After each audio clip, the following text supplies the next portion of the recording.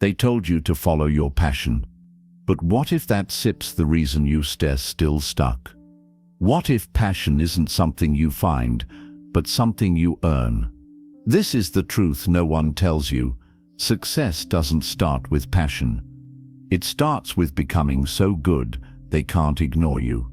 Chapter 1. The Passion Trap. The world has fallen in love with the idea of passion. You hear it everywhere, from graduation speeches to social media reels, from self-help books to celebrity interviews. The message repeats like an anthem: follow your passion and everything else will fall into place. It sounds inspiring. It promises freedom, purpose, and happiness. It gives people hope that there's a perfect calling waiting for them somewhere out there, if only they can find it. But for most people, this advice doesn't lead to fulfillment. It leads to frustration. Think about how many people you know who are still searching for their passion. They move from job to job, hobby to hobby, or even relationship to relationship, hoping that the next thing will finally feel right. But somehow, it never does. They feel lost, confused, or worse, like failures. They start believing that there's something wrong with them because they haven't found their passion yet. The truth is, there's nothing wrong with them. What's wrong is the advice itself.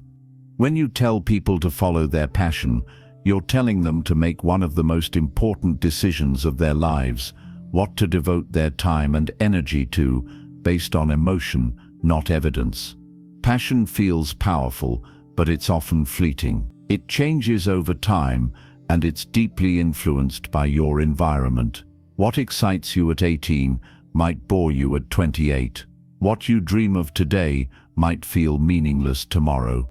The biggest problem with the passion mindset is that it assumes passion exists first and skill follows later. But that's almost never how it works in real life. Most people who love what they do didn't start out passionate about it. They became passionate after they got good at it. Passion follows mastery, not the other way around. Take musicians, for example. We tend to think they were born loving music, that they picked up an instrument and instantly felt joy.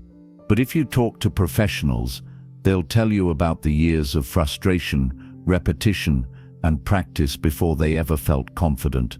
They pushed through boredom, failure, and doubt. Over time, as their skills improved, their sense of passion grew. What started as curiosity turned into interest. What became interest turned into love. That's the hidden truth most people never see. Passion is not something you discover, it's something you build. When you first start something new, you're a beginner. You struggle, you make mistakes, you doubt yourself. It's not fun to be bad at something, and that's where most people quit. They assume that because it feels difficult or dull, it must not be their passion. They tell themselves, if this were truly my calling, it wouldn't be this hard. But that's exactly backward. Anything worth doing feels hard at the beginning. Mastery is uncomfortable because it requires growth, and growth is never easy. Cal Newport calls this pattern the passion trap. It's a mental trap that convinces you your ideal career is out there, waiting for you to discover it, and that you'll just know when you find it. But in reality, people who spend their lives waiting for that spark rarely find it. They drift from one thing to another, constantly starting over, never staying long enough to get good. The result is a life full of false starts and missed opportunities. Let's look at two imaginary examples. Sarah loves to write. She feels alive when she's journaling, and her friends tell her she has a way with words. So she decides to follow her passion and become a full-time writer. But soon the reality sets in. Writing every day feels like a grind. The words don't always flow. Rejections pile up. Bills need to be paid. Within a year, Sarah begins to question everything. Maybe writing isn't her passion after all. Maybe she was wrong about herself. So she gives up and starts searching again for a new passion that will make her feel fulfilled. Now meet Daniel. He doesn't feel particularly passionate about his job as a software developer, but he decides to focus on getting better at it. He studies every day, takes on challenging projects, and learns from people who are better than him. Slowly, he becomes skilled. Co-workers start to notice his contributions. He begins to take pride in his work. That pride turns into motivation. The better he gets, the more control he has over his career. Eventually, Daniel finds himself leading a team and working on projects he truly cares about. He didn't follow his passion, he built it. That's the difference. Sarah chased passion and lost it. Daniel cultivated mastery, and passion followed naturally. This is the essence of the passion trap. The belief that you need to feel passionate before you act.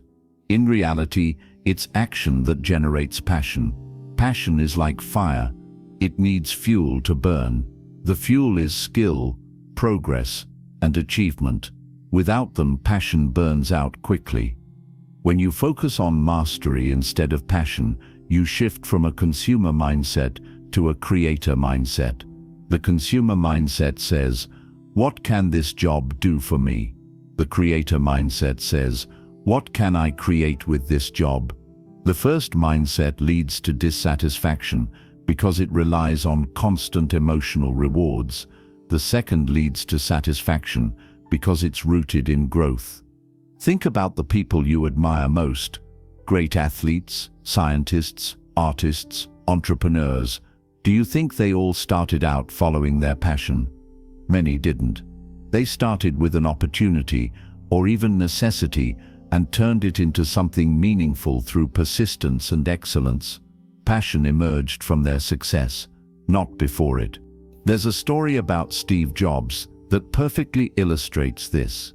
In his famous Stanford commencement speech, Jobs told graduates to follow your passion. It became one of the most quoted lines in history. But if you study his life closely, you find that Jobs didn't follow passion. He followed skill and opportunity. He wasn't passionate about computers when he started Apple. He was fascinated by electronics and design, and he became obsessed with building products that worked well and looked beautiful. His passion grew out of his success at mastering those skills, not the other way around. The danger of the passion trap is that it can make even a good job feel wrong. Or when you expect every day to feel exciting, you're bound to be disappointed. Real work isn't always thrilling.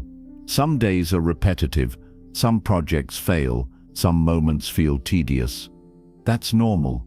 The people who thrive aren't the ones who expect constant inspiration. They're the ones who build habits, stay patient, and find meaning in progress. Let's make it simple. Passion is not the compass that leads you to success. Skill is the compass. Passion is the reward you earn when you follow it long enough. So, how do you escape the passion trap? You start by shifting your focus. Instead of asking, "What am I passionate about?" ask, "What can I get really good at?" That one question changes everything. It moves you from chasing feelings to building competence.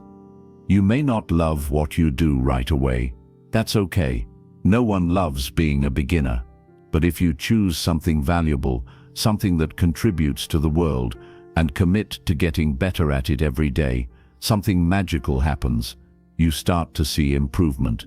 You start to feel confident. And that confidence slowly turns into pride, satisfaction, and eventually passion. The key is patience. Mastery takes time. You won't feel it overnight. But that's the point. Real passion is built through years of hard work, learning, and small victories. It's the quiet satisfaction of knowing you've earned your place. It's the pride of seeing others benefit from your skills. It's the joy that comes from knowing you can make a difference because you've mastered something rare and valuable. When you stop chasing passion and start pursuing mastery, you gain something far greater: stability, purpose, and control. You no longer depend on feelings that change. You depend on results that compound. The world doesn't need more people searching for their passion. It needs more people willing to master their craft, to dedicate themselves to excellence, and to contribute something meaningful. Passion will come, but only after you've put in the work to deserve it. So stop waiting for the perfect idea, the perfect job, or the perfect feeling. Start where you are. Learn, improve, keep going, even when it's hard, because that's how passion is truly born, not through discovery, but through devotion. And that's how you escape the passion trap once and for all. Chapter 2: The Craftsman Mindset. If the passion trap teaches us what not to do, the craftsman mindset shows us what to do instead. It's the antidote to the confusion and frustration caused by chasing passion. While the passion mindset asks, "What does this job give me?" the craftsman mindset flips the question, "What value can I create with this job?" That single shift from consumption to contribution changes everything about how you approach your work, your goals, and your life. The craftsman mindset is about one thing: mastery. It's about dedicating yourself to improving your skills so completely that excellence becomes your identity. When you adopt this mindset, your focus moves away from what you can get, like money, recognition, or excitement, and toward what you can become: competent, capable, and confident. To understand why this matters, think about how most people start their careers. They look for a job that feels exciting. They hope to find work that instantly gives them meaning, but that rarely happens. Excitement fades. Newness wears off, and when it does, they start to question their choices. They wonder if they should switch jobs or industries, convinced that there's something out there that will reignite their passion. But often the problem isn't the job, it's the mindset. They're asking the wrong question. When you focus on what your work can give you, you start noticing everything that's missing. Maybe your boss isn't inspiring, your pay isn't high enough, or your tasks feel repetitive. You become hyper-aware of flaws and frustrations. But when you focus on what you can give, your attention shifts toward improvement. You start asking, "How can I get better? How can I make this work more valuable? How can I contribute something exceptional?" That change in focus leads to progress, and progress leads to pride. Over time, pride turns into passion. Cal Newport calls this the craftsman mindset because it mirrors how traditional craftsmen approach their work. A master carpenter doesn't talk about passion. He talks about precision, patience, and quality. He knows that beauty and meaning come from craftsmanship, the slow, deliberate process of improving day after day. A potter doesn't find joy in random bursts of inspiration. She finds it in the rhythm of repetition, in shaping clay with her hands until it takes form. The satisfaction doesn't come from imagining greatness. It comes from earning it. When you adopt this mindset, you start treating your job like a craft, no matter what it is. Whether you're a teacher, a designer, a mechanic, or a student, your work becomes a canvas for improvement. Each day, you look for small ways to get better. You ask for feedback, refine your methods, and push your limits. You stop chasing motivation and start building skill. One of the most powerful parts of the craftsman mindset is that it gives you control. When you focus on getting better, your results depend less on external circumstances and more on your own effort. You can't control whether your company restructures, or whether your boss is inspiring, or whether the market shifts. But you can control how good you become at what you do, and that's incredibly liberating. There's a quiet confidence that comes from knowing you're improving. When you measure success not by how you feel, but by how much better you're becoming, setbacks don't discourage you as much. You stop fearing failure because every mistake becomes data, feedback that helps you grow. The craftsman mindset teaches you to see work as a process, not a performance. Let's take an example. Imagine two young photographers, Emma and Lucas. Emma focuses on passion. She's obsessed with finding her artistic style, She jumps from portrait photography to nature, then to fashion, never settling on one thing. She feels excited at first, but loses interest quickly because improvement takes time and results are slow. Each time she struggles, she assumes it's because she hasn't found the right niche yet. Lucas, on the other hand, adopts the craftsman mindset. He chooses to master the basics first: lighting, framing, editing. Every photo he takes is an opportunity to refine something small. He studies how professionals work, takes feedback seriously, and keeps pushing his limits. Over months and years, his skill grows dramatically. Clients notice his precision and consistency. Opportunities start finding him, and soon Lucas loves photography in a way he never did before. Emma chased excitement.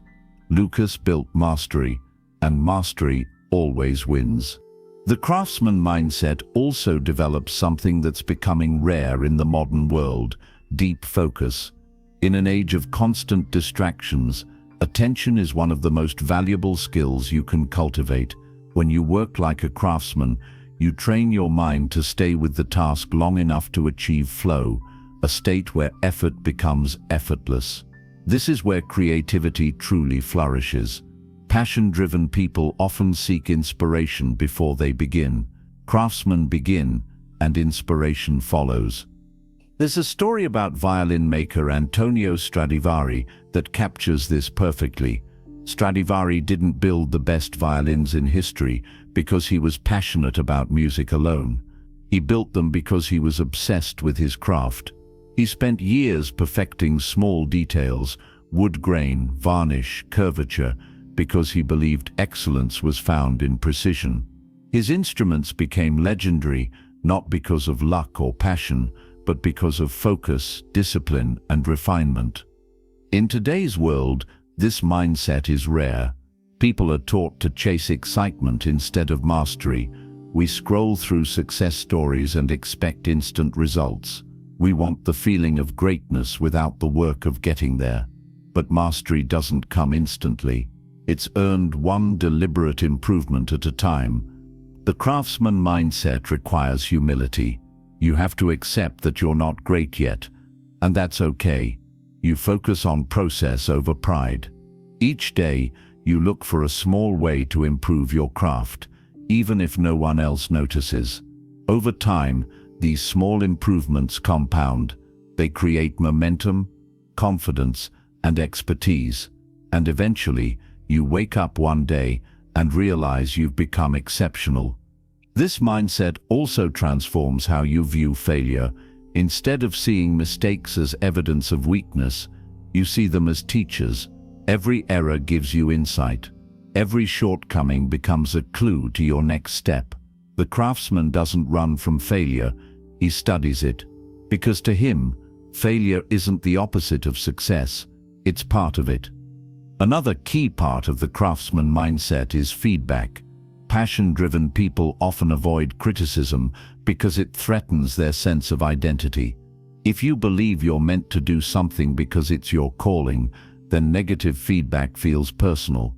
But the craftsman doesn't take feedback as a judgment of worth. He takes it as a tool. Every piece of feedback, even painful ones, is a map pointing toward mastery. The more you practice this mindset, the more resilient you become. You stop needing constant validation. You stop measuring success by likes, titles, or applause. You measure it by the quiet satisfaction of progress. The craftsman mindset teaches you patience in a world that worships speed. There's a simple beauty to this philosophy. You don't have to find your dream job right away. You don't have to know exactly where your career will lead. All you need to do is choose something worth improving and then commit to getting better at it every day. When you do, something incredible happens. You start creating your own meaning. You realize that fulfillment doesn't come from doing something glamorous. It comes from doing something well. Whether you're coding, teaching, writing, cooking, or designing, when you pour care and attention into your work, it becomes meaningful.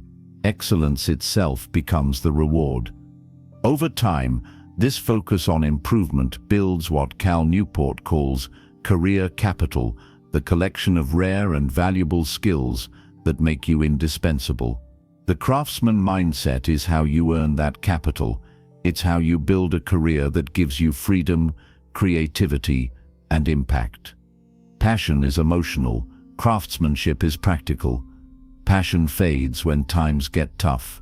Craftsmanship endures because it's built on discipline, not feelings. When you think like a craftsman, you stop asking, "Am I passionate about this?" and start asking, "How can I make this excellent?" The craftsman mindset is not about perfection. It's about progress. It's not about being the best in the world. It's about being better today than you were yesterday. It's a commitment to the process of mastery, knowing that passion will grow naturally as your skill deepens. When you focus on becoming excellent, the world begins to notice. Opportunities come your way, not because you're lucky, but because you've earned them. People seek you out, not because you're chasing them, but because your work speaks for itself. That's the power of craftsmanship. So forget the question, "What do I love?" Start asking, "What can I build? What can I improve? What can I give?" The craftsman mindset reminds you that meaning isn't found, it's made. And when you commit to mastering your craft, you'll discover something far more lasting than passion. You'll find purpose. And purpose, once built, never fades. Chapter 3: Career Capital, the Currency of Great Work. Every valuable thing in life has a price. Freedom, autonomy, purpose, these aren't handed out for free. You have to earn them. In your career, the way you pay for those things is not with enthusiasm or passion, but with what Cal Newport calls career capital. Career capital is the collection of rare and valuable skills you build through years of focused effort. It's the currency that buys you a meaningful, flexible, and fulfilling life. Without it, you have no leverage. You can't demand creative control, meaningful work, or financial stability if you don't have something valuable to offer in return. Most people want freedom before they've earned it. They want the rewards of mastery before they've done the work. But the world doesn't work that way. The more valuable your skills, the more leverage you gain. The less valuable they are, the more you have to take what you're given. Think of your career as a marketplace. Everyone is exchanging value. Employers, clients, and customers are all looking for people who can solve problems, produce results, and create things that matter. The more rare and refined your skills are, the more bargaining power you have in that marketplace.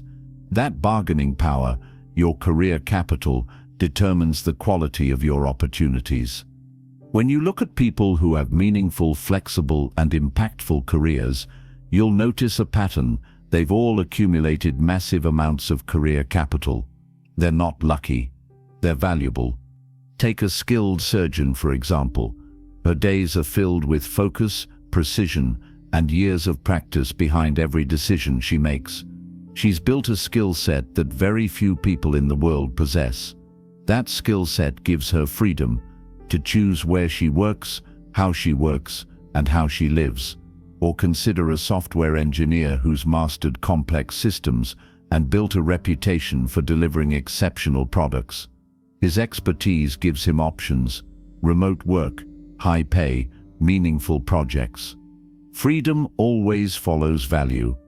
On the other hand, when someone with little experience or skill demands flexibility or meaning without offering something valuable, it rarely works out.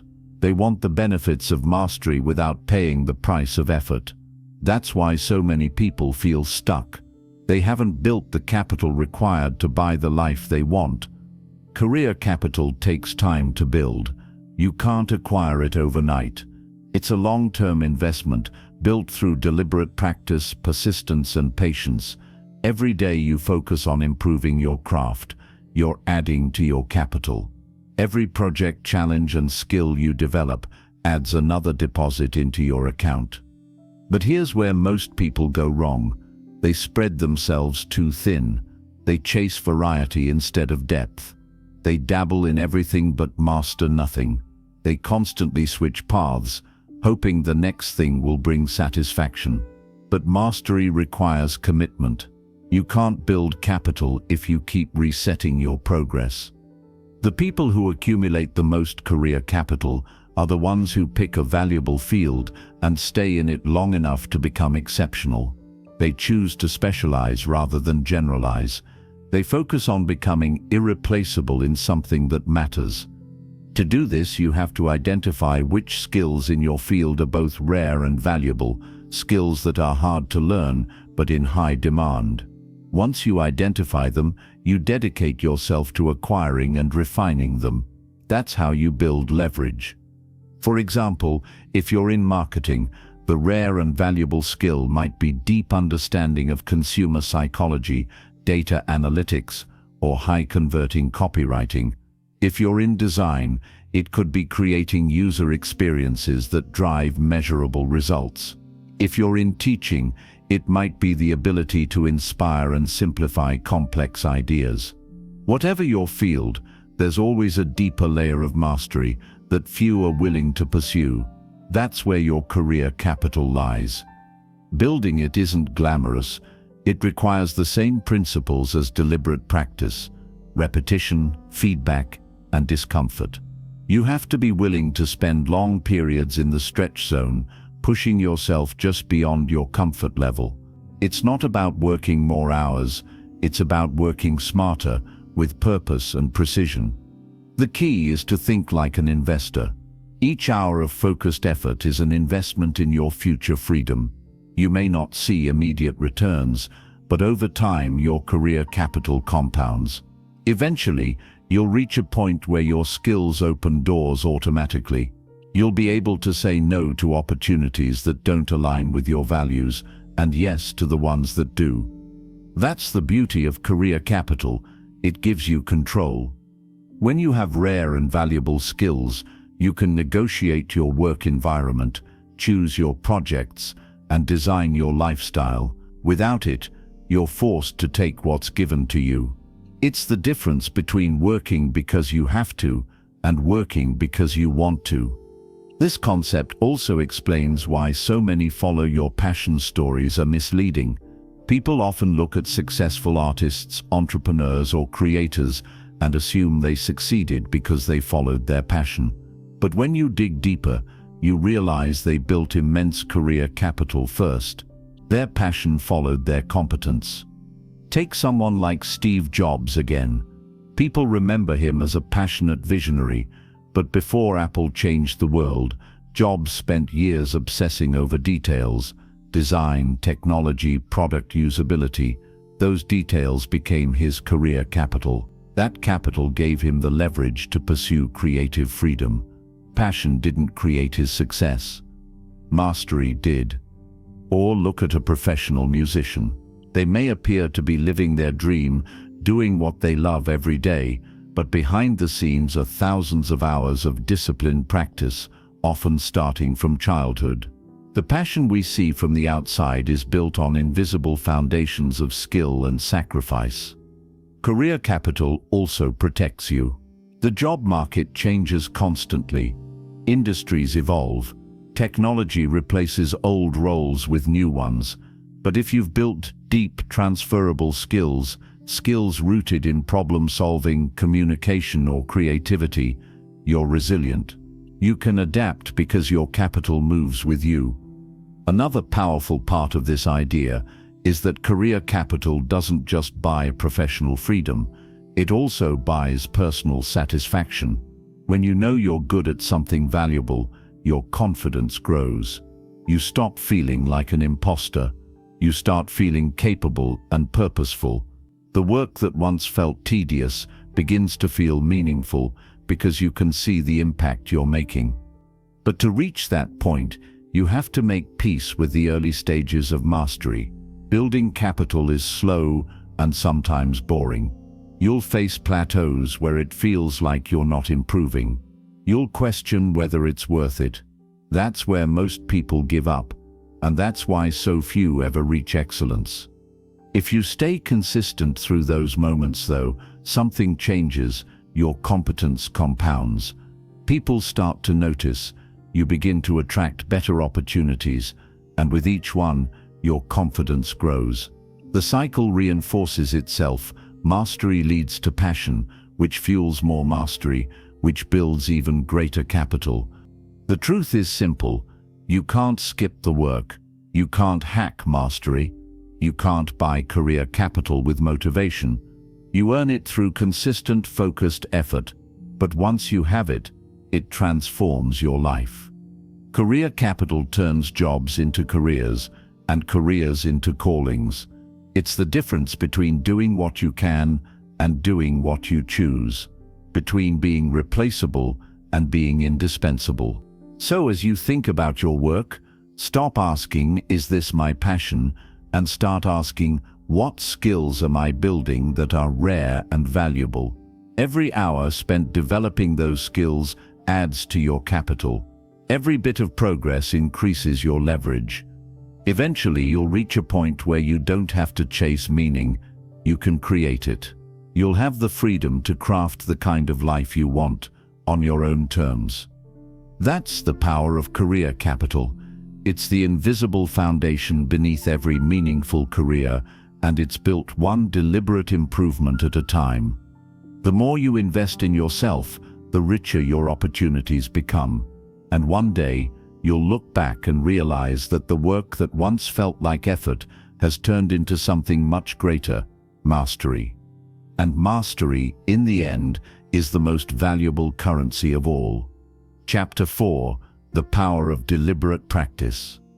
If career capital is the currency of great work, then deliberate practice is how you earn it.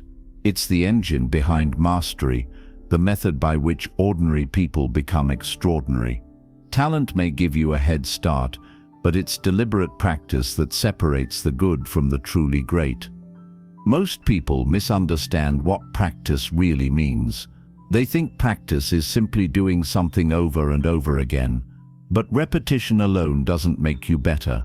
If it did, anyone who's been doing their job for 10 years would automatically be a master. We know that's not true. Many people spend years repeating the same easy routines and never actually improve. Deliberate practice is different.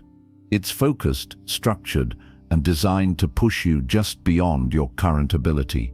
It's uncomfortable, demanding, and often frustrating, and that's exactly why it works. Cal Newport borrowed this idea from psychologist Anders Ericsson, who studied world-class performers across many fields, from musicians and chess players to athletes and surgeons. Ericsson found that top performers didn't just practice more than everyone else, they practiced differently. They targeted their weaknesses, set clear goals, sought constant feedback, and pushed themselves to the edge of their comfort zone. This type of practice rewires your brain. Each time you struggle with a skill just beyond your reach, your brain creates new neural connections. Over time, those connections become stronger and faster, turning difficult tasks into effortless ones. That's how mastery is built, through challenge, not comfort. Think about how a musician practices. A casual player might sit down and play songs they already know. It feels good, it's relaxing, but it doesn't make them better. A deliberate musician, however, isolates the parts they struggle with, a difficult chord change, a tricky rhythm, a complex passage, and works on it until it improves. It's slow, frustrating, and often unglamorous. But that's the difference between playing music and mastering it. The same principle applies to any skill. A designer doesn't just make more designs.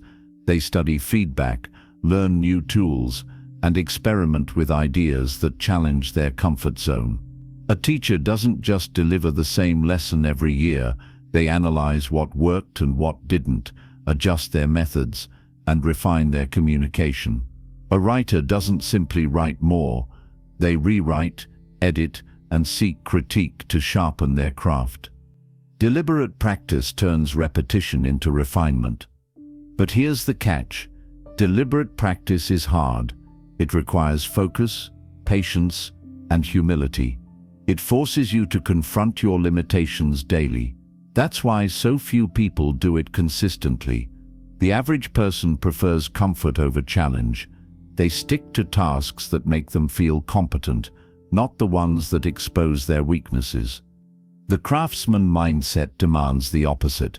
It asks you to run toward discomfort, not away from it, because discomfort is a signal of growth.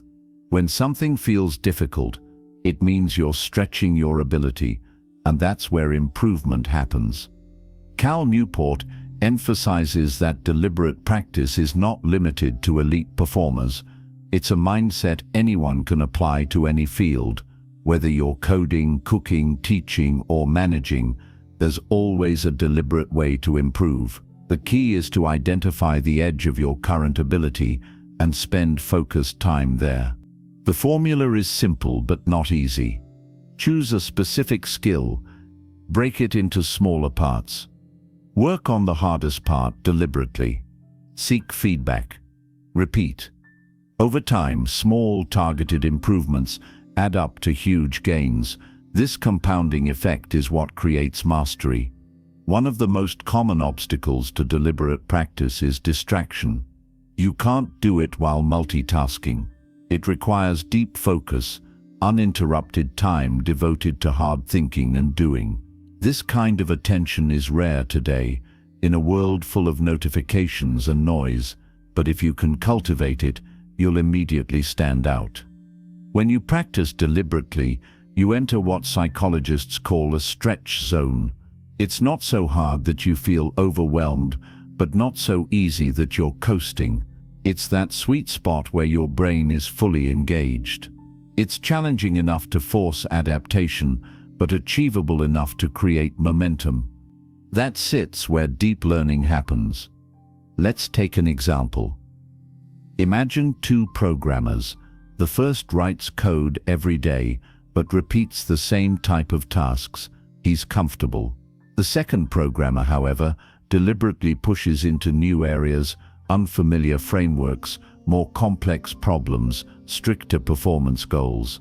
She makes more mistakes, but she learns faster. A year later, she's twice as skilled, not because she worked harder, but because she worked smarter. Deliberate practice also relies on feedback. Without feedback, you can't know whether you're improving.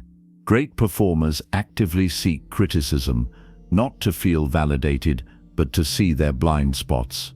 It's uncomfortable to hear where you're falling short, but that's where growth lives. And feedback doesn't have to come from a mentor or boss. It can come from data, from reflection, or from results. If you're a writer, your feedback might come from how readers respond. If you're a salesperson, it might come from conversion rates. If you're a teacher, it might come from how well your students understand your lessons. The point is to measure your progress honestly, without ego. Deliberate practice also demands rest. It's not sustainable to push endlessly. Improvement happens during recovery. Just like athletes need rest days to allow their muscles to grow stronger, your brain needs breaks to consolidate new skills. The key is to alternate between deep, focused effort and genuine rest. Not mindless scrolling, but real recovery that recharges your attention. Over time, something remarkable happens when you practice deliberately. Tasks that once felt impossible become effortless. Your confidence grows. You start to see patterns others miss. You develop intuition, that almost magical ability to just know what to do. But intuition is not mystical. It's the result of countless hours of deliberate struggle that train your brain to recognize patterns automatically. This is why masters in any field make their work look easy. It's not because it is easy, it's because they've invested thousands of hours in deliberate practice, turning complexity into instinct. What looks like talent is often the product of relentless, structured effort. The difference between mediocrity and mastery is not intelligence, luck, or passion. It's the willingness to engage in deliberate practice, to do the hard, unglamorous work of improvement every day, even when no one is watching. Deliberate practice also builds something deeper than skill. It builds character. It teaches patience, resilience, and humility. You learn to embrace failure as feedback, to value process over outcome, and to take pride in progress rather than perfection. It trains your mind to focus, your ego to step aside, and your spirit to persist. In a world obsessed with shortcuts, deliberate practice is the long road that actually works. It's the quiet, disciplined path to mastery that no motivational slogan can replace. If you truly want to be so good they can't ignore you, this is the path. There's no substitute, no hack, no secret, just deliberate effort, sustained over time. Every time you push yourself to improve, you add another layer to your competence. Every focused hour strengthens your career capital. Every deliberate session moves you closer to freedom. The formula for greatness has always been simple, but never easy: deliberate practice repeated consistently over time. So the next time you feel impatient for success, remember this: mastery is not a moment, it's a method. It's built one focused session at a time, one uncomfortable challenge at a time.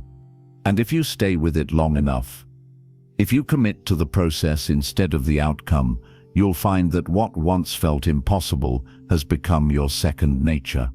That's the quiet, powerful promise of deliberate practice. It doesn't just make you better, it transforms who you are. Chapter 5. Control, the ultimate reward. Everyone dreams of control, the freedom to decide how to spend their time, to choose what projects to work on, to shape their days according to their own values. Control is one of the most desired rewards of meaningful work. It's the point at which your career begins to feel truly yours. But here's the paradox. Control isn't something you can take at the beginning of your journey. It's something you earn, and you earn it with career capital. In the early stages of a career, most people want control immediately. They want flexible hours, creative freedom, and meaningful projects right away. But without the skills or track record to justify that freedom, it doesn't work. When you try to claim control before you've earned it, the world pushes back. You might feel frustrated, misunderstood, or underappreciated, but the truth is simple. Control has to be bought, and the currency is value. Control is the privilege that comes after competence. When you become excellent at something valuable, you gain leverage. You have something people need, and that gives you power. When your work produces real results, when your skills are rare, people trust you to make decisions. That's when freedom becomes possible. Cal Newport calls this the control trap. It has two sides. The first is the mistake of trying to seize control too early. The second is the fear of taking control even when you've earned it. Both sides can hold you back. Let's start with the first side, taking control too early.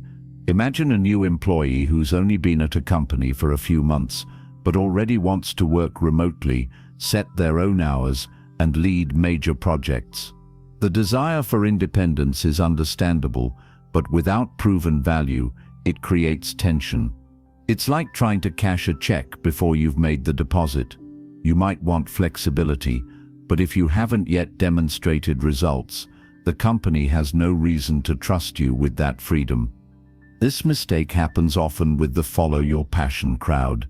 Someone gets tired of a job they don't love and decides to quit to start their own business or freelance career. The dream is control, to work on their own terms, but without enough career capital, that dream becomes unstable. They quickly discover that freedom without skill equals struggle. Bills pile up, clients are scarce, and stress replaces passion. It's not because they're not talented, it's because they tried to claim control before earning the leverage to sustain it. Now, the other side of the control trap is the opposite. People who have built real career capital but are afraid to use it. They've become valuable, but they're too comfortable or too afraid of risk to take control of their work and lives. They stay in safe positions, letting others make the decisions, even though they have the power to shape something better. Maybe it's the fear of failure, or of disappointing others. Maybe it's the comfort of predictability. But this kind of safety can become a cage.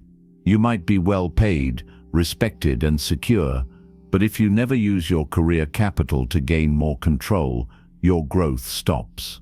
You end up working for someone else's vision instead of your own. The key is balance.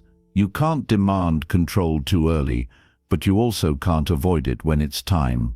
The moment you've built enough capital, when your skills are strong, your results are proven, and your reputation speaks for itself, that's when you must start using it to design a more meaningful life. Control, when earned, is powerful. It gives you autonomy. It lets you focus on work that truly matters. It allows you to align your career with your values. You no longer feel like a cog in someone else's machine. You become the architect of your own path. But you can't fake it. The world only rewards real value. Let's look at an example. Imagine a skilled software developer named Maya. When she started her career, she had little control. She took whatever projects were assigned to her, followed strict deadlines, and worked long hours. It wasn't glamorous, but she focused on becoming great.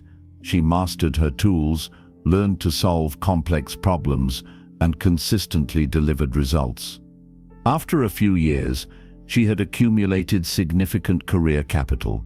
Her company began to trust her with more responsibility.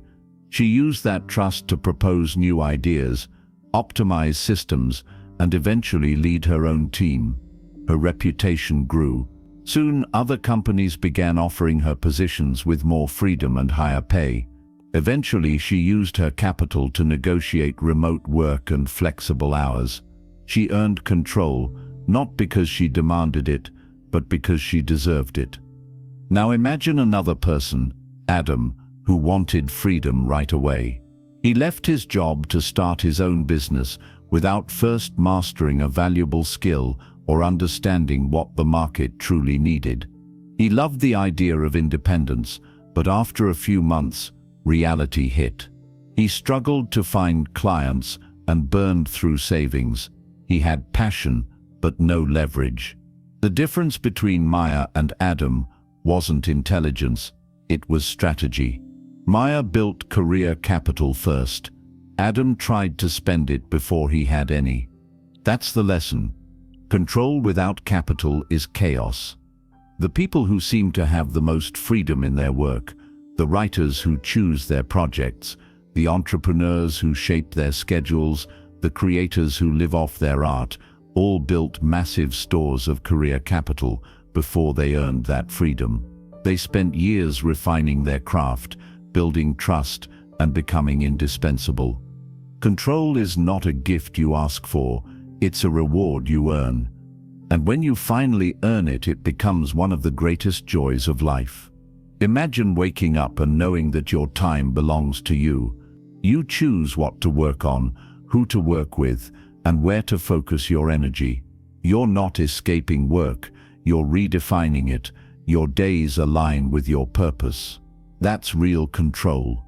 But there's another layer to this idea, one that many people miss. Control doesn't just improve your career, it improves your happiness. Studies show that people who feel they have autonomy in their work are far more satisfied and motivated. Humans crave agency. We want to feel that our choices matter, that we're steering the ship. However, it's important to remember that too much freedom too soon can backfire. If you give yourself full control before you're ready, it can lead to uncertainty and anxiety. That's why building your foundation first, through skill, experience, and results, is crucial. Once you have it, control feels natural, not forced. Control is also a form of responsibility. When you gain autonomy, you're no longer just accountable to a boss or a company. You're accountable to yourself. You set your own standards. You decide what excellence looks like, and that kind of freedom can be both liberating and demanding. But the reward is worth it. Imagine the satisfaction of knowing that your success depends on your effort and choices, not on someone else's permission. Imagine having the power to walk away from toxic environments, meaningless projects, or jobs that no longer challenge you, not because you're rebelling, but because you've earned the right to choose better. That's the ultimate reward of the craftsman mindset. You work hard, you build rare and valuable skills, you accumulate career capital, and eventually, that capital gives you the power to take control. Cal Newport describes this as the natural evolution of mastery. At first, you work under others to learn. Then you master your craft. And finally, you gain enough value to define your own rules. That's how the journey unfolds. Dependence, competence, independence. The danger is getting stuck in the middle, having enough skill to be valuable but not enough courage to take the next step. When you reach that point, the challenge shifts from building capital to using it wisely. You have to ask yourself, what kind of control do I want? What kind of life am I trying to create? Control isn't about escaping work or avoiding responsibility. It's about aligning your effort with your values. It's about building a life where your skills serve a purpose that matters to you. So build your capital, hone your craft, deliver value that can't be ignored. And when you reach the point where your skills give you leverage, don't be afraid to use it. That's the reward of all the effort, patience, and practice, the moment when you finally have the freedom to design your own future. Control is not handed to you. It's not discovered by chance. It's earned through mastery. And once you have it, you'll understand why every hour of deliberate practice, every challenge, and every setback was worth it. Because control, real, earned control, is the purest form of success. Chapter 6. Mission over passion. At some point in every meaningful career, there comes a moment when skill alone is not enough. You've built your career capital, you've earned control, and now you're faced with a deeper question: what am I doing all this for? This is where the idea of mission enters the picture. A mission gives your work direction. It's the difference between simply doing a job and pursuing a purpose. It's what ties your skills, values, and ambitions together into something that feels significant. But just like passion, mission is not something you stumble upon in a moment of inspiration. You don't wake up one morning and say, "This is my mission." It's something that emerges gradually as a byproduct of mastery, not a prerequisite for it. People often confuse mission with passion. Passion is emotional. It's about how you feel. Mission is directional. It's about where you're going. Passion burns hot but fades quickly. Mission sustains you through the long, unglamorous stretches of hard work. The world tells us to chase passion, to find something that feels right. But Cal Newport argues that meaning doesn't come from a feeling, it comes from contribution. When you focus on becoming excellent, you naturally start to see opportunities for impact. You begin to notice problems you can solve, systems you can improve, and people you can help.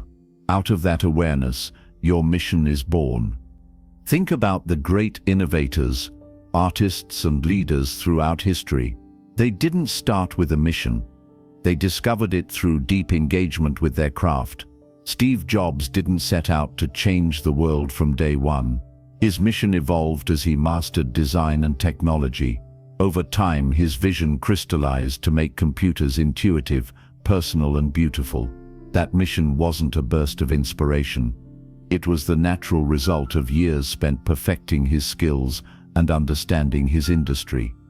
Mission comes from mastery. When you've spent enough time exploring the details of your field, patterns start to emerge. You begin to see connections and opportunities others miss. You notice what's broken and imagine how it could be better. That's the seed of a mission, a problem worth solving, a purpose worth pursuing.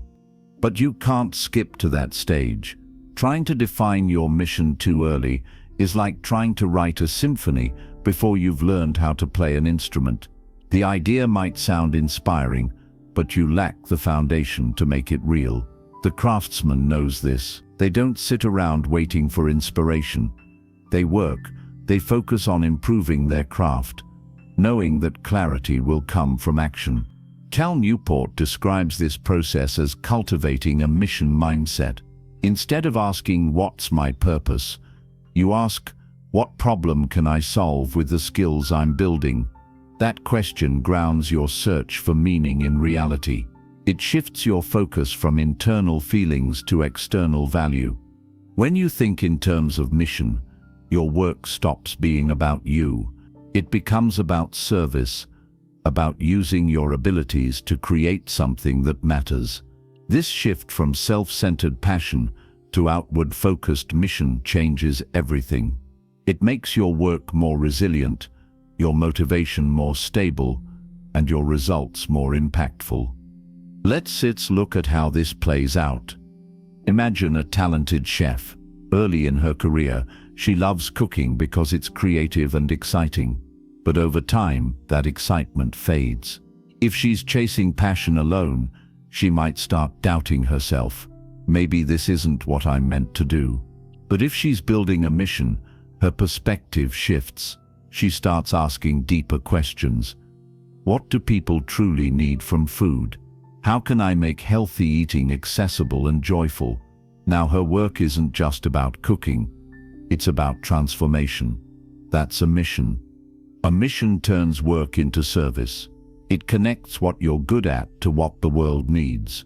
And when you align those two, you unlock a sense of meaning that passion alone can't provide. The challenge, though, is that mission requires patience. You can't force it.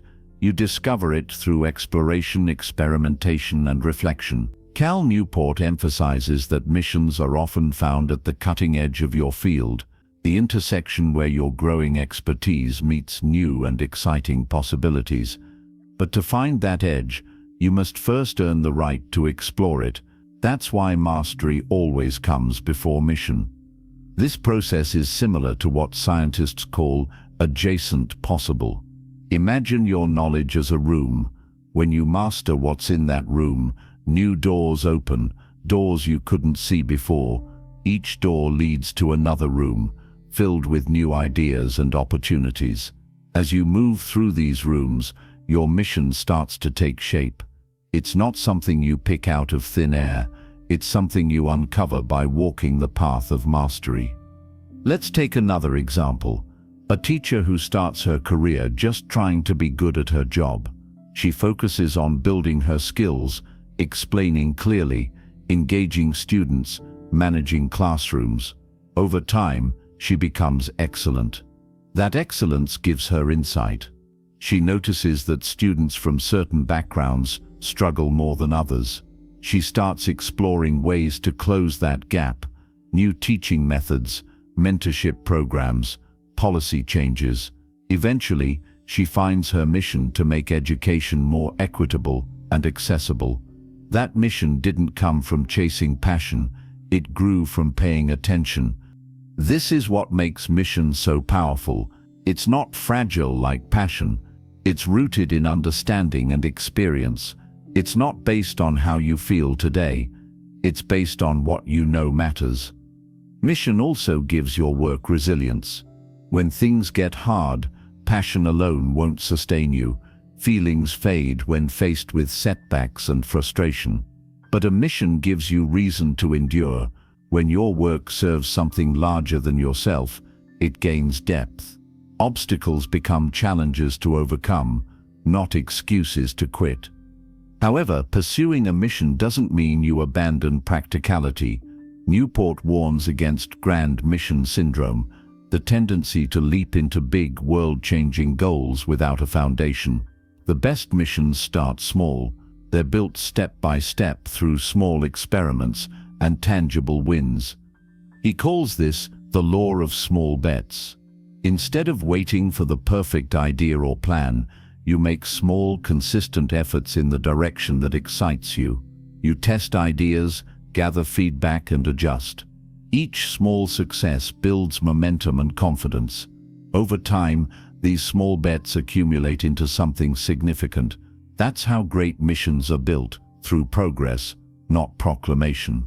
For example, a young designer who wants to change the world through sustainable design shouldn't start by launching a global movement.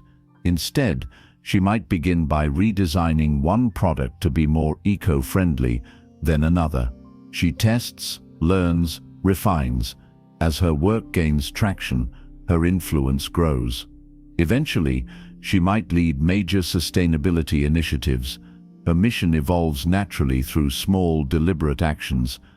Mission also adds clarity to your decision-making. Once you know what you're working toward, it becomes easier to say no to distractions.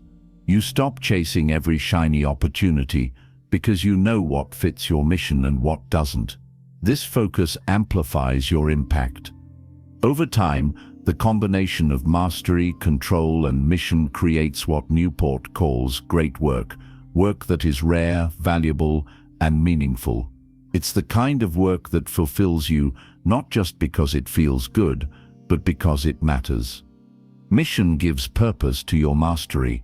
Mastery gives power to your mission. Together they create a cycle of growth and fulfillment. So, if you're searching for meaning in your work, stop looking for it in passion alone.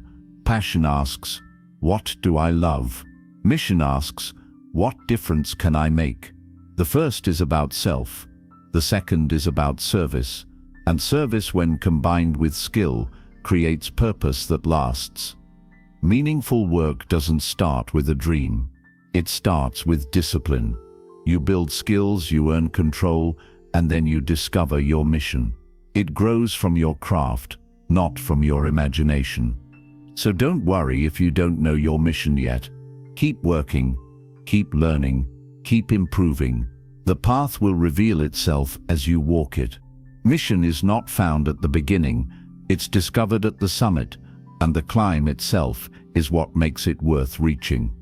Chapter 7: The Law of Small Bets.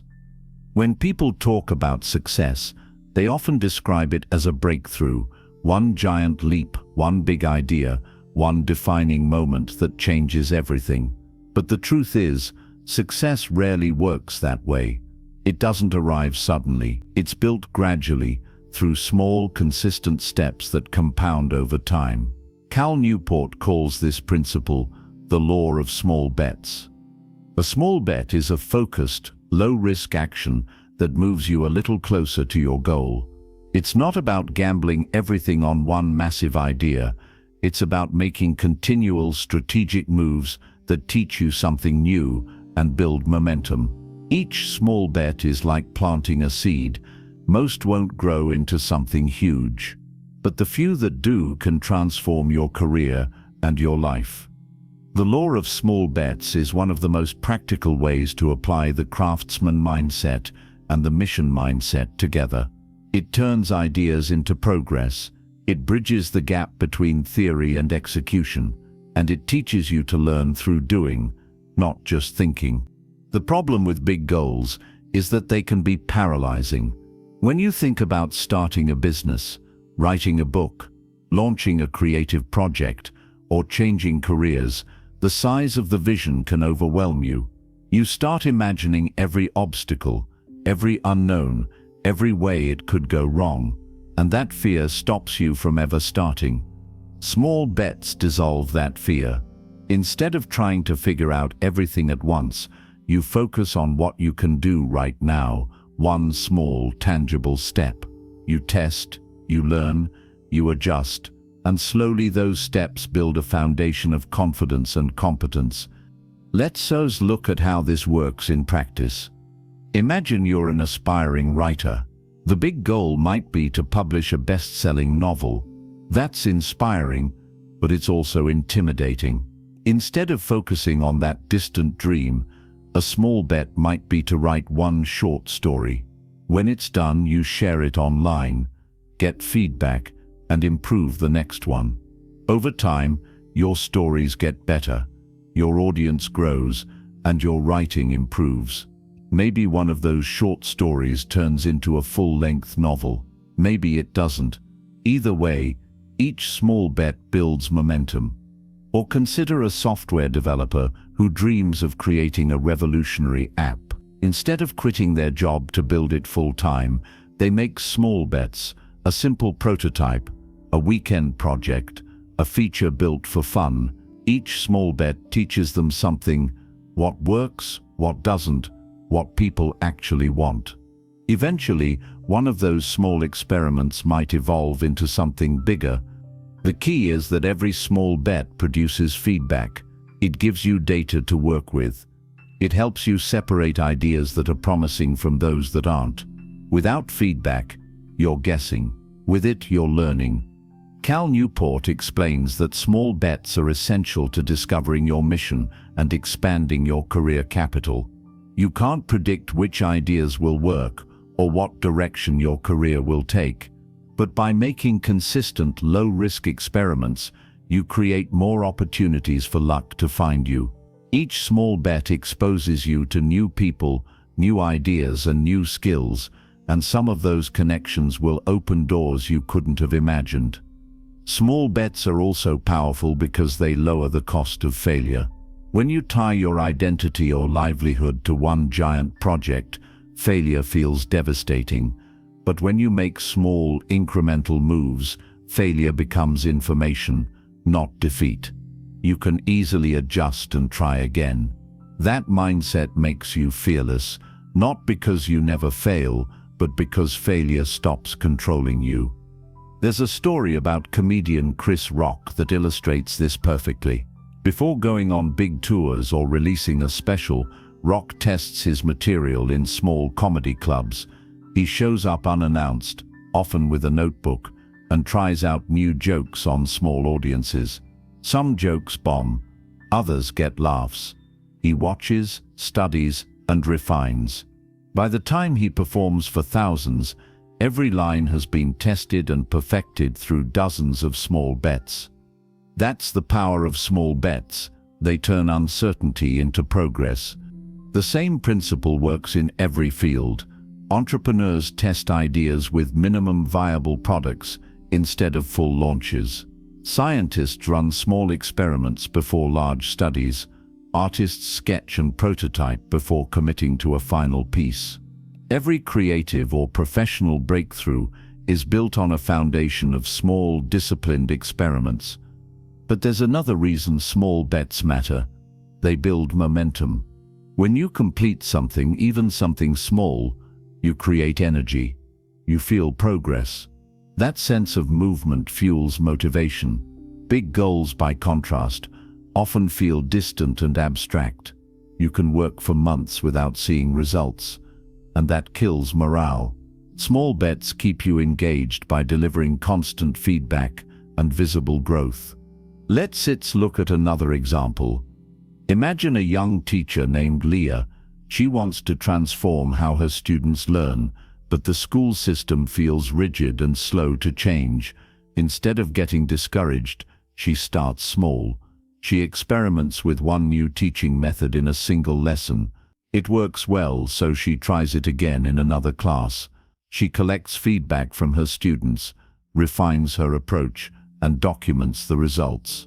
Eventually, her small classroom experiments evolve into a school-wide initiative. What began as one small bet grows into an educational innovation that changes lives. That's how real progress happens, not in leaps, but in steps. Another key benefit of small bets is that they make creativity practical. People often think creativity is about inspiration, waiting for the perfect idea to strike. But the truth is, creativity is the result of consistent action. You don't get creative ideas by sitting around thinking about them. You get them by doing the work, testing, observing, and iterating. Each small bet generates new insights and sparks new connections. Small bets also protect you from perfectionism. When the stakes are small, you're more willing to take risks. You stop obsessing over getting everything right and focus instead on learning something useful. That freedom to fail safely accelerates your growth. The law of small bets isn't about thinking small, it's about starting smart. It's about building big outcomes through consistent, manageable actions. The people who achieve the most in life aren't necessarily those who take the biggest leaps. They're the ones who take the most consistent steps. When you combine small bets with deliberate practice, you create a powerful feedback loop. Each bet challenges your skills. Each challenge improves your competence. Each improvement opens new opportunities for more ambitious bets. Over time, that cycle compounds into mastery. Think of it like climbing a mountain in fog. You can't see the summit, but you can see a few feet ahead. If you keep taking one careful step at a time, adjusting your path based on what you learn, eventually the fog clears and you find yourself at the top. Many people waste years waiting for clarity before they act. But clarity comes from action, not from thinking. Each small bet teaches you what works, what matters, and what you truly care about. That's how you discover your mission and deepen your passion. The law of small bets is also deeply empowering because it shifts your focus from results to process. You stop worrying about the big picture and start focusing on what's in your control today. It makes achievement feel manageable. Instead of dreaming about the perfect future, you build it one small win at a time. When you look at successful careers in hindsight, they often appear as a clear, deliberate path, as if the person always knew exactly what they were doing. But that's an illusion. In reality, most success stories are built from a series of small, uncertain experiments. People try, fail, learn, and adjust. Over time, those small bets accumulate into something extraordinary. The craftsman mindset and the law of small bets go hand in hand. The craftsman focuses on getting better. The small bet thinker focuses on trying new things. Together, they create steady growth and creative breakthroughs. So, if you want to find your mission, don't wait for it to appear in a flash of inspiration. Start experimenting. Take small steps in the direction that excites you. Build, test, and learn. Some bets will fail, others will succeed, but every single one will teach you something valuable. In time, those small, steady actions will add up to something remarkable. They'll lead you to opportunities you couldn't have predicted, and eventually, they'll reveal a mission that's both meaningful and uniquely yours.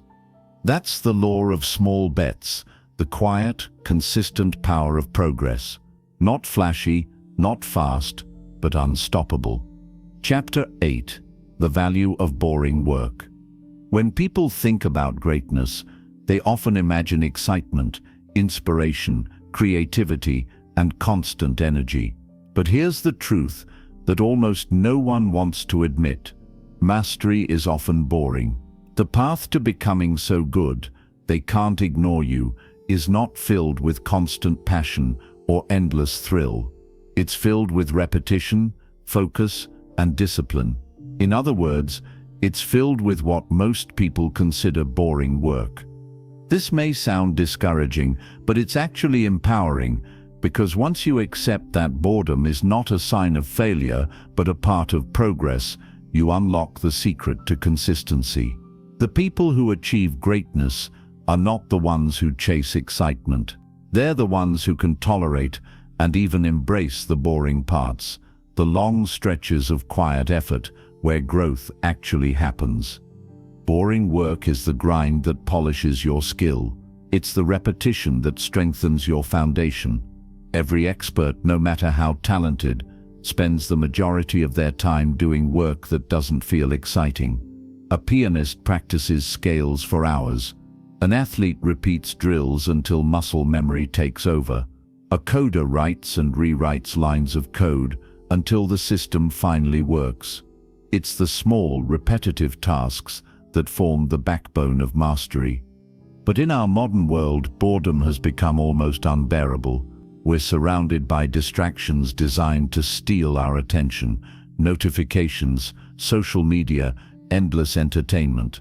The moment something feels dull, we reach for stimulation. We scroll, we switch, we escape. But every time we avoid boredom, we also avoid growth. Cal Newport argues that one of the greatest skills you can develop is the ability to do deep work, to focus intensely on something without distraction. And to do deep work, you have to get comfortable with boredom, because the process of mastery requires long periods of effort without immediate reward. This is one of the reasons so few people become exceptional. They can't handle the silence that mastery demands. They mistake boredom for a lack of passion, when in reality, it's a natural part of progress. True growth doesn't always feel exciting. It often feels repetitive, even tedious. But that's what separates professionals from amateurs. Let's think about an example. Imagine a musician who practices the same difficult passage over and over, slowly, carefully, for hours. To an outsider, it might look monotonous. But inside that repetition, something powerful is happening. Neural pathways are strengthening, timing is improving, muscle memory is forming, precision is developing. What looks boring from the outside is actually transformation in progress. Now imagine another musician who only practices when they feel inspired. They play songs they already know, chase new ideas, and skip the hard parts. They have fun, but their progress stagnates. A year later, one musician has improved dramatically, the other is in the same place. The difference isn't talent, it's tolerance for boredom. Boring work also tests your patience, and patience is the companion of mastery. When you can keep showing up, even when progress feels invisible, you build endurance, and endurance is what keeps you moving when motivation fades. This doesn't mean you have to love boredom, it means you have to respect it. You have to understand that boredom is not the enemy. It's a signal that you're working on something meaningful enough to require repetition. There's a saying among athletes, you don't rise to the occasion, you fall to the level of your training. That's what boring work is, training. It's what ensures that when the moment of opportunity comes, you're ready. The problem is that most people romanticize success. They want the glory without the grind. They see the highlight reels of others and assume that greatness is exciting all the time. But what they don't see are the hours behind the scenes, the unglamorous work, the quiet mornings, the failed attempts, the slow improvement. Every writer who produces a masterpiece has spent countless days staring at blank pages, writing and rewriting paragraphs that no one will ever read. Every entrepreneur who builds a successful business has spent years solving problems no one else notices. Every performer who seems effortless on stage has spent thousands of hours rehearsing. The truth is, mastery is made in the boring parts. And yet, this is good news, because it means success isn't reserved for the most passionate or the most naturally gifted. It's reserved for the most consistent, the ones who keep going even when it's not exciting. Cal Newport connects this idea to deliberate practice. The reason deliberate practice works is because it's designed to be uncomfortable and repetitive. You target your weaknesses and push through frustration. That process isn't thrilling, it's slow, methodical, and often dull, but it's also where real improvement happens. To embrace boring work, you have to change how you see it. Instead of treating boredom as something to escape, treat it as a sign that you're in the right place, that you're doing the kind of focused, disciplined work that leads to mastery. Here's an example. Picture a young graphic designer who wants to become a top creative professional. She loves the exciting part, brainstorming ideas, creating visuals, exploring color. But when it comes to tedious revisions, client feedback, and layout precision, she gets restless. She rushes through, looking for the next exciting project. Her designs are good, but inconsistent. Now picture another designer who embraces the boring work. He takes the time to master typography, alignment, and detail. He reviews his work carefully, even when no one's watching. Over time, his skill compounds. His reputation grows. Eventually, his work speaks for itself. The difference between them isn't talent, it's respect for the boring process. Boring work is what transforms talent into reliability, and reliability is what earns trust, reputation, and opportunities. The world doesn't reward those who are occasionally brilliant. It rewards those who are consistently excellent. That consistency only comes from discipline, the kind built through repetitive, sometimes unexciting practice.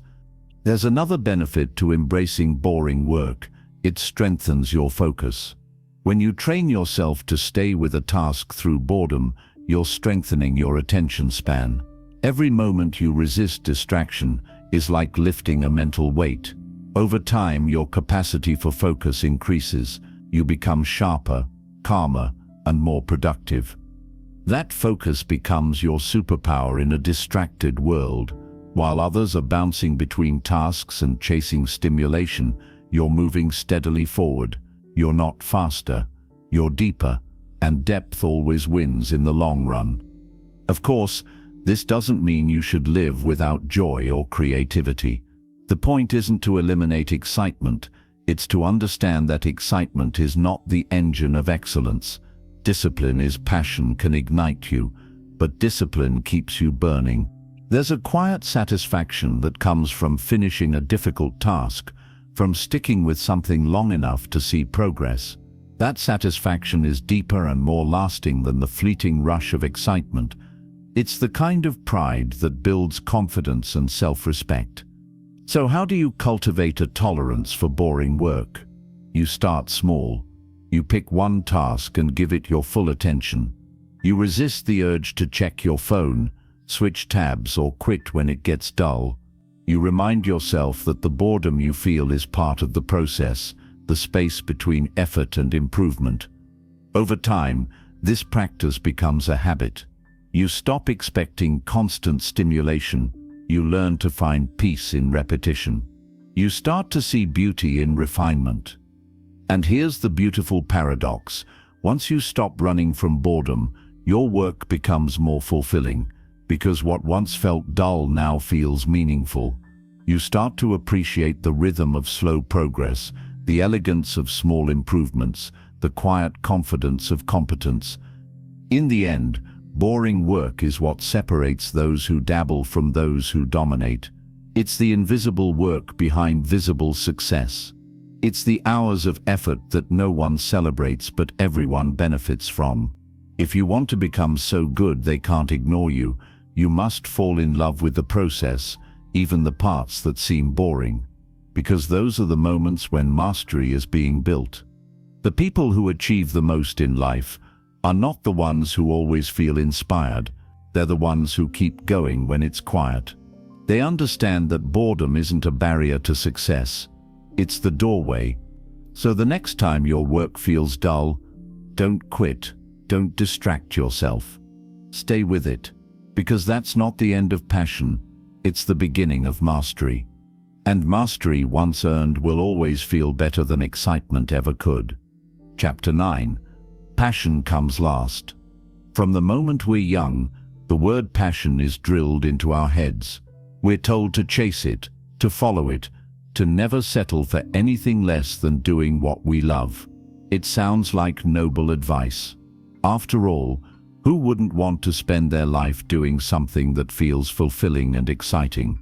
But as Cal Newport makes clear, this message, while inspiring, is dangerously incomplete. Passion doesn't come first. It comes last. It's not the cause of mastery, it's the effect of it. If you chase passion at the beginning of your journey, you're setting yourself up for frustration, because at the start, work is almost never easy or deeply fulfilling. You don't yet have the skills to make a meaningful impact. You don't yet have the control or confidence that mastery brings. You're still building your foundation, and during that phase, waiting to feel passionate is a recipe for disappointment. The truth is, Passion is the result of getting good at something valuable. It grows out of competence, confidence, and contribution. When you're skilled, trusted, and impactful, passion naturally follows. Think about anyone who truly loves what they do. A doctor who saves lives, a musician who moves audiences, a teacher who inspires generations. None of them began with unwavering passion. They began with curiosity, effort, and a willingness to learn. They built their passion step by step, through years of practice and perseverance. At first, their work was probably filled with uncertainty, confusion, and doubt. But as they improved, something shifted. The moments of frustration turned into moments of flow, those times when skill and challenge meet perfectly, and work becomes effortless and rewarding. That's when passion starts to bloom. You can't fall in love with work you're bad at, but once you become great, once you start to see the impact of your effort, your love for the work deepens. Passion isn't found, it's earned. This runs counter to everything popular culture tells us.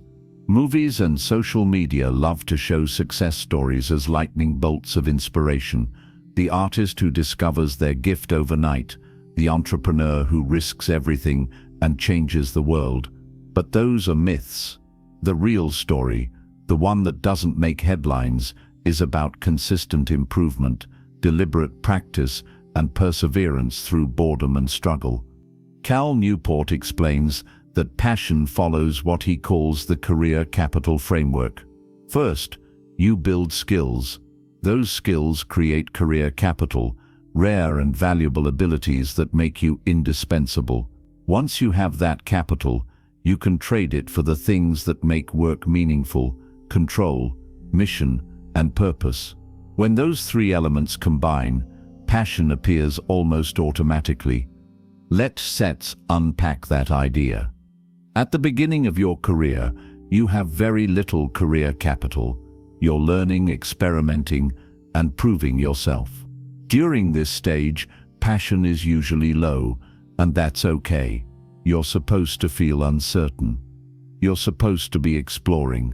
The key is to stay focused on building skills instead of chasing feelings. As you improve, your skills become valuable. You start to see results. You gain respect. You have more opportunities to make choices: where to work, what to focus on, how to spend your time. That sense of control fuels satisfaction. You begin to feel proud of your work. Then, as you develop expertise, you discover your mission, a larger purpose that connects your work to something meaningful. You're no longer just working for yourself, you're contributing to something bigger. That's where deep passion takes root. So, passion is not a spark that starts the journey, it's the fire that grows at the end of it. Let's look at a few examples. Take a chef who runs a Michelin-starred restaurant. People see the glamour, the creativity, the fame, the artistry, and assume that passion carried them there. But behind the scenes are years of long hours, low pay, and grueling kitchen shifts. They chopped vegetables, cleaned dishes, and cooked other people's recipes before they ever created their own. Passion didn't drive them through that. Discipline did, skill did, and over time, as they mastered their craft, their passion grew. Or think about a nurse. At first, the job might feel overwhelming.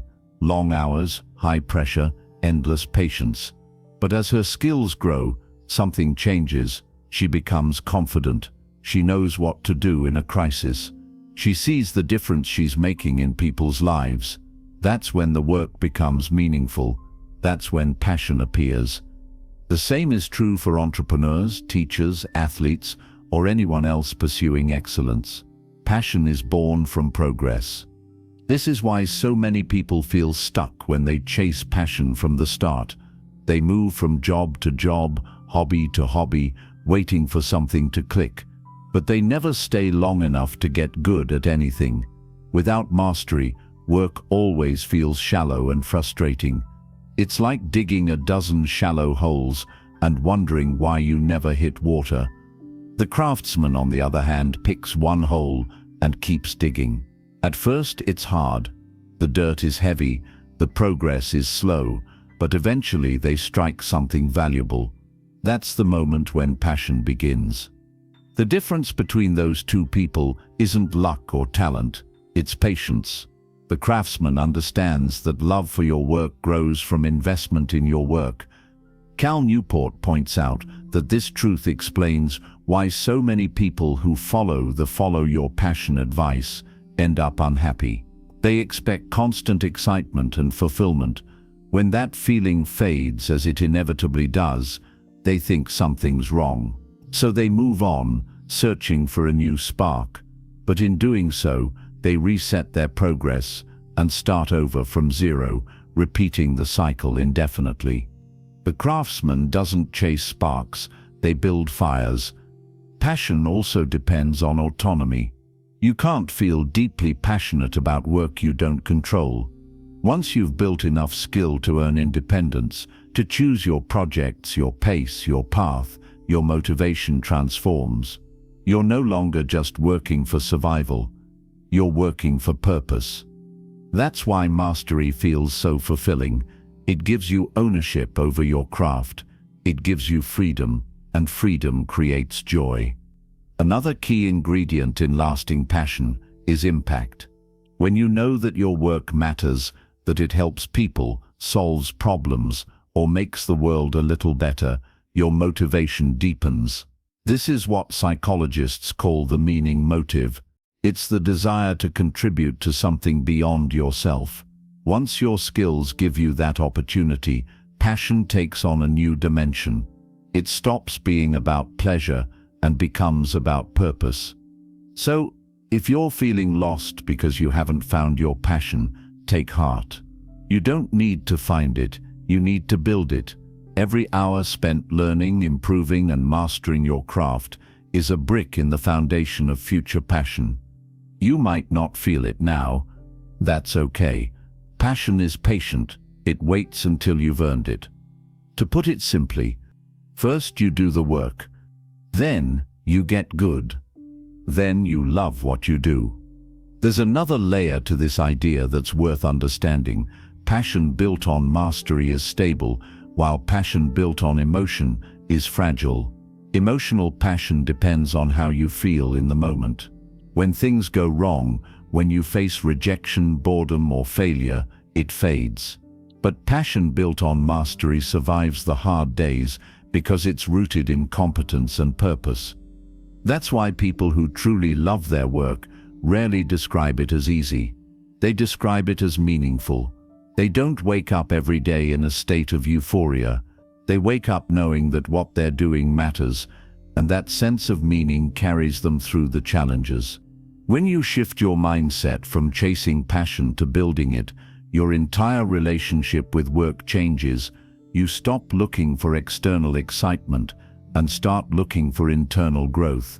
You stop asking, "Does this make me happy?" and start asking, "Am I improving?" The first question leads to restlessness, the second leads to mastery, and mastery leads to passion. In the end, passion isn't something you follow, it's something that follows you. It follows your effort, your focus, and your dedication. It grows in the soil of skill, patience, and purpose. And when it finally blooms, it's stronger and more enduring than any fleeting burst of excitement. So if you're still waiting to feel passionate about your work, stop waiting. Start working. Start improving. Start giving more than you take. Because one day, after years of steady effort, you'll look up and realize that you've built a career you not only excel at, but deeply love. That's when passion arrives, quietly, steadily, like sunrise after a long night. It's not the beginning of your journey, it's the reward for staying on the path long enough to become truly great.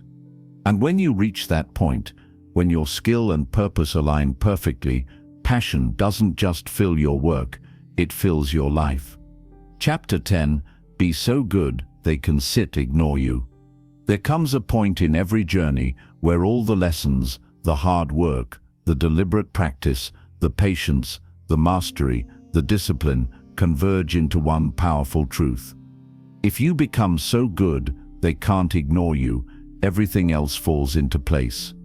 This idea, popularized by comedian Steve Martin and championed by Cal Newport, is both simple and profound. It's not about luck, connections, or even raw talent. It's about relentless competence.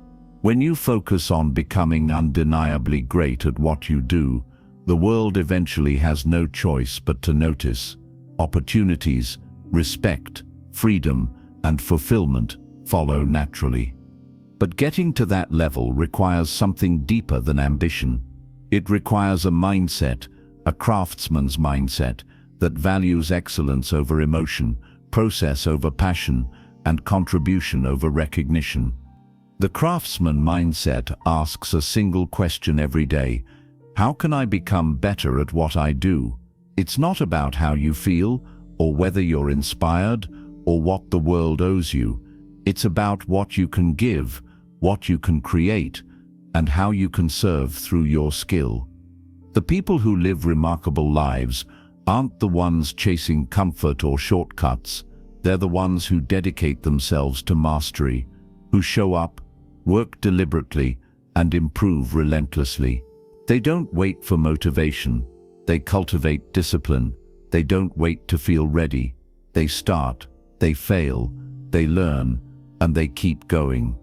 And as they improve, something magical happens. Their competence turns into confidence. Their confidence turns into control.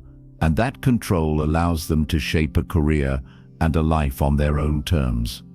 That's what it means to be so good they can't ignore you. It doesn't mean arrogance or self-promotion. It means becoming so skilled, so reliable, and so exceptional that your value is undeniable. It means that you no longer have to beg for opportunities. Opportunities start finding you.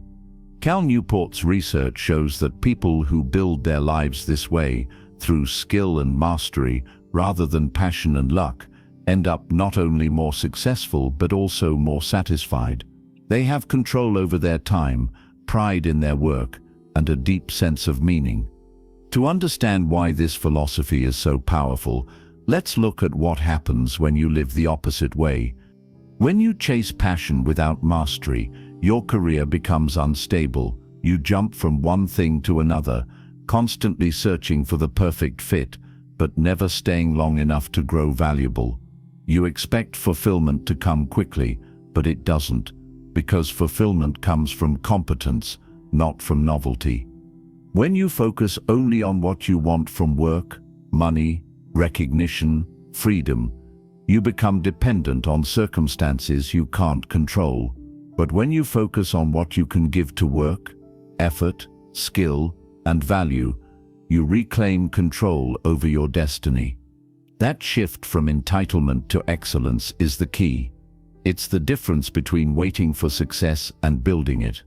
So how do you become so good they can't ignore you? The process starts with mastery, deliberate, intentional improvement every single day. You identify the skills that matter most in your field, and you commit to developing them beyond the level of your peers. You seek feedback, you push your limits, and you practice deliberately, not casually. It's not glamorous, it's not always fun, but it's transformational, because each day of focused practice compounds. Each skill mastered increases your career capital, and that capital is what buys you freedom, purpose, and meaning. Imagine two people working side by side. The first spends their days checking boxes, doing just enough to get by. The second treats every day as a chance to improve, to refine a process, learn a new technique, deepen their expertise. One is just doing their job. The other is building mastery. A year passes, then 2, then 5. The second person has become indispensable. They're trusted, respected, and in demand. They've earned control over their schedule, their projects, and their life. The first person, still waiting for inspiration, wonders why their work feels stagnant. That's the quiet power of being so good they can't ignore you. It's not an overnight transformation. It's a slow burn. It's built on thousands of small, deliberate acts of improvement. Each one compounds into something bigger: credibility, confidence, and eventually, freedom. When you become so good they can't ignore you, doors open that once seemed locked. You don't need to beg for attention because your work speaks louder than your words. People seek you out. They trust you. They rely on you. And here's the part that surprises most people: being so good they can't ignore you doesn't just change how others see you, it changes how you see yourself. You begin to feel a deep, quiet pride in what you do. You no longer measure your worth by external approval because you know the value of your work firsthand. You don't need constant validation. You have mastery, and mastery is self-validating. The world often glamorizes visibility, followers, fame, recognition. But visibility without substance fades fast. What endures is excellence, and excellence doesn't require an audience to shine. That's why the craftsman mindset is so freeing. It teaches you to focus on what you can control: your effort, your growth, your craft. You can't control luck, timing, or other people's opinions, but you can control how good you become. Every time you improve your skill, you gain leverage. Every time you deliver something valuable, you strengthen your reputation. Every time you stay disciplined when others give up, you move one step closer to mastery. Eventually, you'll reach a point where your work carries its own momentum. The quality of what you produce becomes its own advertisement. The world starts to notice, not because you're shouting, but because you're showing. That's when success stops feeling like a chase and starts feeling like a natural consequence of who you've become. Being so good they can't ignore you is not about ego, it's about impact. When you become exceptional at what you do, you have the power to shape things. You can solve bigger problems, help more people, and create something lasting. The true reward of mastery isn't fame or money, it's significance. It's waking up every day, knowing that you're contributing something of real value to the world. But you can't reach that point without going through the hard parts. The boredom, the struggle, the plateaus. You have to push through when progress feels invisible. You have to stay consistent when excitement fades.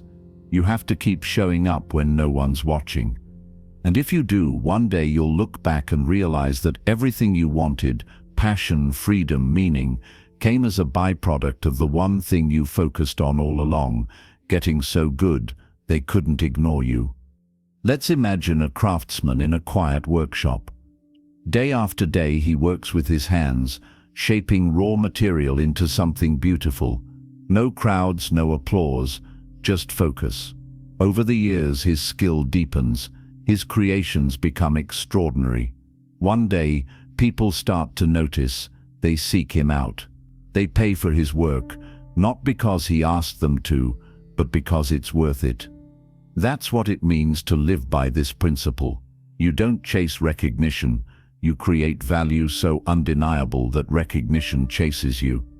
The greatest irony of success is that the people who achieve it are usually not chasing it directly. They're chasing excellence, and success becomes the shadow that excellence casts. When you build your career and life on this foundation, everything changes. You stop comparing yourself to others. You stop needing permission. You stop chasing temporary motivation. You start building permanent momentum. To be so good they can't ignore you means embracing a life of purpose over noise, substance over style, and progress over perfection. It means trusting the process, even when results are slow. It means believing that mastery, true, earned mastery, is its own reward. Because it is. When you become exceptional at what you do, you don't need to shout. The quality of your work speaks for you. You don't need to beg for meaning. It emerges naturally from your competence. You don't need to chase passion. It finds you right where you are in the middle of the work you've chosen to master. That's the ultimate lesson of this philosophy. Stop waiting for the world to give you permission to be great. Stop hoping passion will strike like lightning. Start practicing, refining, and improving. Commit to the craft. Be patient with the process. Stay loyal to the work. Because one day, when you've earned it through relentless focus and genuine effort, you'll wake up in a life that feels full, purposeful, and deeply yours. That's when you'll know you've become so good they can't ignore you. At the end of this journey, everything circles back to a single truth. Greatness isn't found in inspiration, luck, or even passion. It's found in mastery. We live in a world that glorifies speed. Everyone wants results now. The dream job, the perfect career, the ideal lifestyle. We scroll through highlight reels of success and think that meaning and fulfillment must come easily to those who find their passion. But as you've now seen, that's not how lasting success works. Fulfillment doesn't come from chasing feelings. It comes from creating value. It comes from building something real, something solid, something earned. Cal Newport's message is both humbling and liberating. Stop asking what the world can give you and start asking what you can offer the world. Shift your focus from passion to purpose, from inspiration to improvement, from dreaming to doing. The craftsman mindset is the antidote to a restless world. It grounds you in reality, in the daily act of showing up, paying attention, and getting better. It teaches you that real freedom doesn't come from running away from work. It comes from mastering it so completely that you get to shape it. Every chapter of this philosophy leads here. You escape the passion trap by realizing that love follows skill. You build career capital to gain leverage and control. You practice deliberately, embracing boredom and discipline. You make small, consistent bets that move you forward. You discover your mission not by searching but by building.